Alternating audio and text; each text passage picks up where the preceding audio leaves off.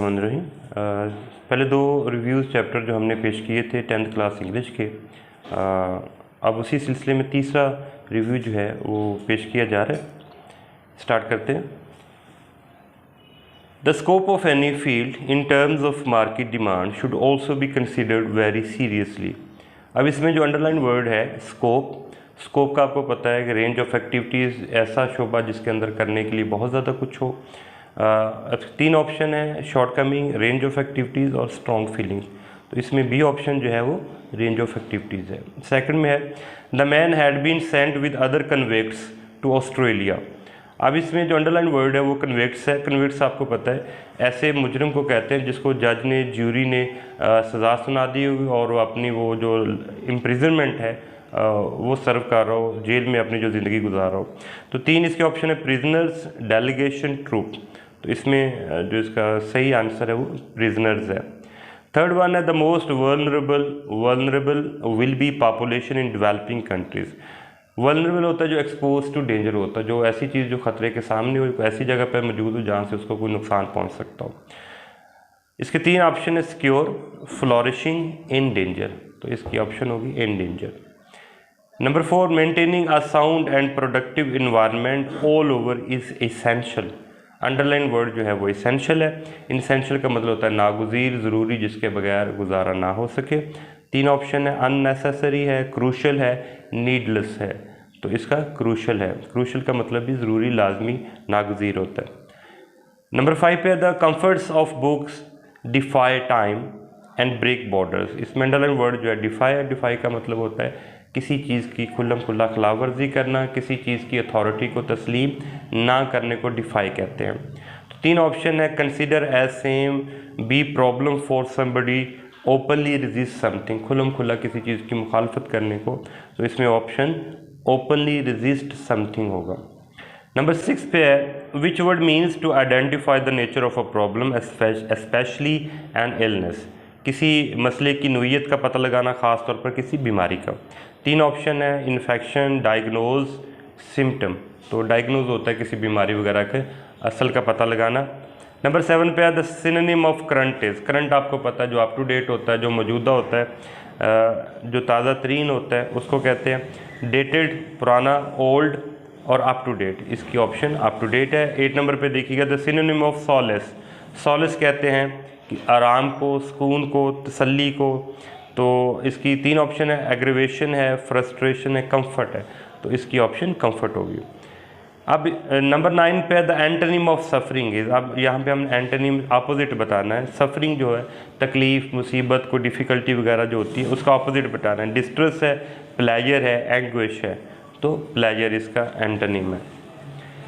Number 10 है the antonym of consume is. Consume का मतलब होता है खर्च करना, किसी चीज़ को इस्तेमाल कर लेना। तो इसका एंटोनिम बताना है, अपोजिट बताना है, यूटिलाइज, सेव और यूज़। तो इसका जो अपोजिट है वो सेव होगा। नंबर 11 पे है how long you been working in the garden. ये प्रेजेंट परफेक्ट कंटिन्यूस टेंस है। तो इसमें यू के साथ जो है वो हेल्पिंग वर्ब हैव आएगा। तो how long have you been working in the garden. Garden में काम करते हुए आपको कितनी देर हो गई है। नंबर 12 पे है if he more carefully he would not cause an accident. ये सेकंड कंडीशनल है। इसके आपको अंदाज़ा हो रहा है कि इसमें वुड आ गया और वुड के बाद एक हिस्से में वर्ब की सेकंड फॉर्म है। कंडीशनल की निशानी ये होती है कि उसमें इफ़ ज़रूर आता है। तो if he drove second form लगाएंगे। If he drove more carefully, अगर वो ज़्यादा एहतियात से गाड़ी चलाता, ड्राइव करता, he would not cause an accident, तो हादसे की वजह ना बनता। 13 पे है I would have been glad if he me in the hospital. आपको पता है ये थर्ड कंडीशनल है। हमें कैसा पता चला? थर्ड कंडीशन सेंटेंस के दो क्लॉजेज होते हैं, एक वाले में हैड और वर्ब की थर्ड फॉर्म आती है और दूसरे वाले में वुड हैव या कुड हैव या माइट हैव के बाद वर्ब की थर्ड फॉर्म आती है। तो वुड हैव एक हिस्से में आ चुका तो दूसरे में हैड और वर्ब की थर्ड फॉर्म आएगी। I would have been glad if he had visited me in the hospital. 14 पे he had all the money in the world. दुनिया भर की, जहान भर की दौलत उसके पास थी। He was sad. तो इसमें तीन ऑप्शन है, बट है, येट है, स्टिल है। तो डेफिनेटली हम येट लगाएंगे। इसके बावजूद भी वो परेशान था। 15 पे देखिएगा the man complained that there was no bread. उस आदमी ने शिकायत की कि उसके पास जो है वो रोटी नहीं, ब्रेड नहीं थी। The underline part of the sentence is ion.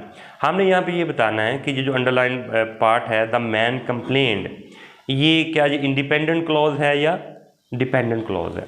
Independent clause है ऐसे क्लॉज को कहते हैं जिसमें जो अगर उसको बाकी फ़िक्रे से अलग कर दिया जाए तो वो अपने कंप्लीट मीनिंग दे सकता है, वो इंडिपेंडेंटली बतौर एक सेंटेंस के सरवाइव कर सकता है।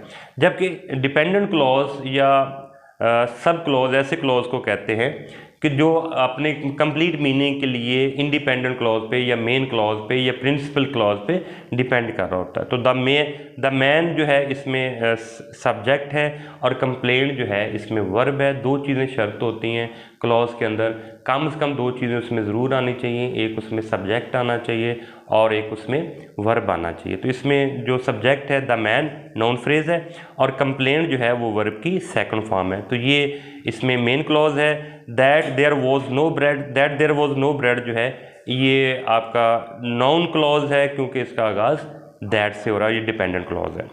और द मैन कंप्लेंट जो है ये इंडिपेंडेंट क्लॉज है। 16 पे है बिकॉज ही वॉज लेट, क्योंकि वो देर से आया था। He missed the first period, तो इसलिए उसका जो पहला पीरियड है वो मिस हो गया। इसमें अंडरलाइन जो क्लॉज है वो है बिकॉज ही वॉज लेट। अब इस क्लॉज का जो आगाज़ है वो सबऑर्डिनेटिंग कंजंक्शन से हो रहा है और सबऑर्डिनेटिंग कंजंक्शन से जिस क्लॉज का आगाज़ होगा वो डिपेंडेंट क्लॉज होगा, तो इसलिए ये डिपेंडेंट क्लॉज है। 17 पे the room was full, room कमरा जो है वो भरा हुआ था। So I had no place to sit, इसलिए मेरे बैठने की वहाँ पे कोई जगह नहीं थी। इट इज़ आ सेंटेंस, हमने यहाँ पे बताना कि ये सिंपल सेंटेंस है, कंपाउंड सेंटेंस है या कम्प्लेक्स सेंटेंस है। मैं सिंपल सा आपको तारुफ करवा दूँ कि सिंपल सेंटेंस वो सेंटेंस होता है जिसके अंदर एक सब्जेक्ट होता है और एक वर्ब होता है और अगर ऑब्जेक्ट हो तो ऑब्जेक्ट होता है। कंपाउंड सेंटेंस ऐसे सेंटेंस को कहते हैं जिसमें कम से कम दो या दो से ज़्यादा इंडिपेंडेंट क्लॉजेज होते हैं और कोई सब क्लॉज उसमें नहीं होता है। और जो कम्प्लेक्स सेंटेंस है, कम्प्लेक्स सेंटेंस ऐसे सेंटेंस को कहते हैं जिसमें कम से कम एक इंडिपेंडेंट क्लॉज हो और दो या दो से ज़्यादा सब क्लॉज या डिपेंडेंट क्लॉज हो। तो इसमें एक और आपके लिए टिप है, एक हमारे पास एक फार्मूला है जिसको कहते हैं fan boys, fan boys, FANBOYS, fan boys. F से बनता है फॉर, A से बनता है एंड, N से बनता है नॉर, B से बनता है बट, O से बनता है और, Y से बनता है येट और S से बनता है सो।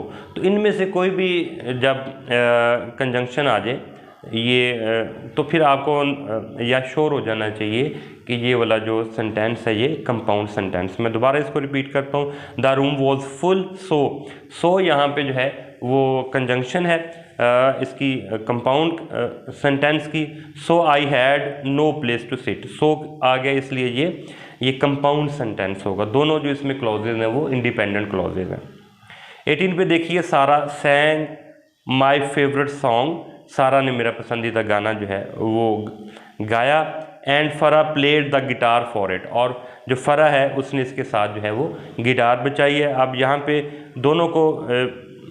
दोनों के लिए सेम टाइम काम हुए हैं इसलिए हम यहाँ पे एंड लगाएंगे। Sara sang my favourite song and Farah played the guitar for it, इसमें ऑप्शन ए है। 19 पे देखिएगा, my friend gave me the book, choose the correct passive voice. अब यहाँ पे माई फ्रेंड जो है इसका सब्जेक्ट है, गेव वर्ब की सेकंड फॉर्म है और मी इसका इनडायरेक्ट ऑब्जेक्ट है और द बुक जो है वो डायरेक्ट ऑब्जेक्ट है। तो इसका ऑप्शन सी होगा, I was given the book by my friend, ये सी ऑप्शन है इसमें। वैसे इसके दो तरीके से, दूसरे तरीके से भी इसका बन सकता है। 20 पे देखिएगा, काशिफ सेड टू मी, अब ये डायरेक्ट इनडायरेक्ट वाला है, ये इंट्रोगेटिव सेंटेंस उसमें है। इज़ द मूवी इंटरेस्टिंग और बोरिंग, काशिफ ने मुझसे कहा कि जो फिल्म है वो इंटरेस्टिंग है या बोरिंग है। तो इसका हमने देखना है कि कौन सा इसका इनडायरेक्ट बनता है। तो काशिफ, क्योंकि ये इंट्रोगेटिव है, इंट्रोगेटिव में सेड को आस्क्ड में बदलते हैं। तो Kashif asked me whether, whether भी लगा सकते हैं या इफ़ भी लगा सकते हैं। Whether the movie was interesting और बोरिंग। ये स्टूडेंट आज का तीसरा रिव्यू है। उम्मीद है आपको इंशाल्लाह ये पसंद आएगा।